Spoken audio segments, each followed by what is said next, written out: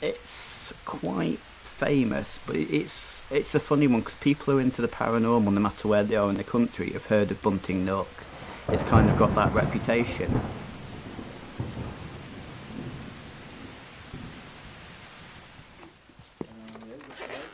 So did you get her okay? Yes, fine, yeah.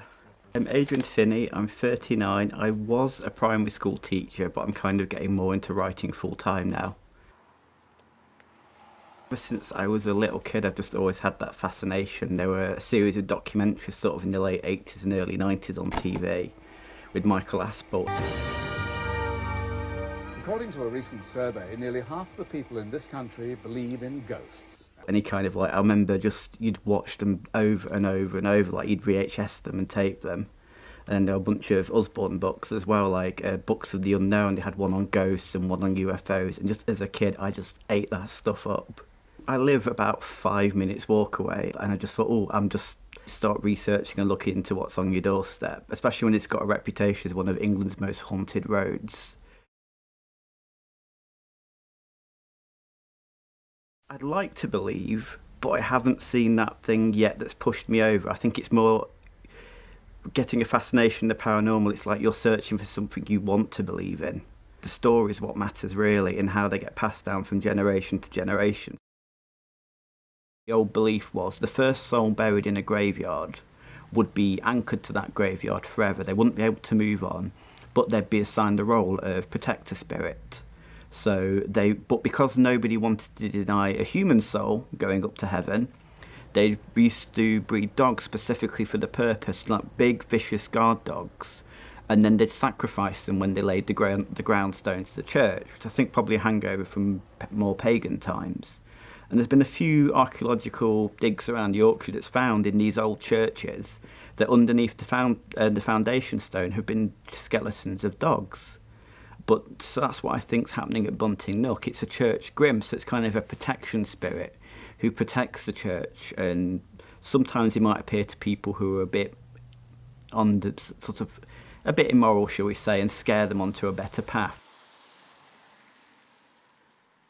There was 2 deaths on Bunting Nook that the dog's kind of implicated in. There's what's now a nursery at the bottom end of it, and it's a beautiful old sort of late 17th century building, because it was originally built as a manor house. And the wife there, this is, I think it was 1796, 1797, went into labour, and all of the staff had been given the weekend off. So her husband decided that he'd go and seek help. So the local legend says that he jumped on his horse, and rather than ride round the fence, he thought he'd save 20 seconds by jumping over the fence. As he did so, the black dog appeared and spooked the horse, and he fell off and broke his neck, killing himself. And what I always was told, or the way that it was always told to me, was that the woman then died in childbirth. However, I managed to sort of get into the church records at St James Norton. It turns out she didn't. She actually got help and she did survive, so that's kind of how that got stretched. The most recent sighting that I've been made aware of was 2017. And there was a woman driving down, and as she was driving down to pick her daughter up from her boyfriend's house, who were just upon Warminster Road, she thought, I'll drive down there knowing the reputation. And as she went down, she had the typical car stalling, and looked in front of her and saw but interestingly, she described it as a small black dog ahead of her, whereas normally it's described as a dog the size of a horse. She kind of screamed, panicked, the dog disappeared, and then the car started up again. So she was quite freaked out by it.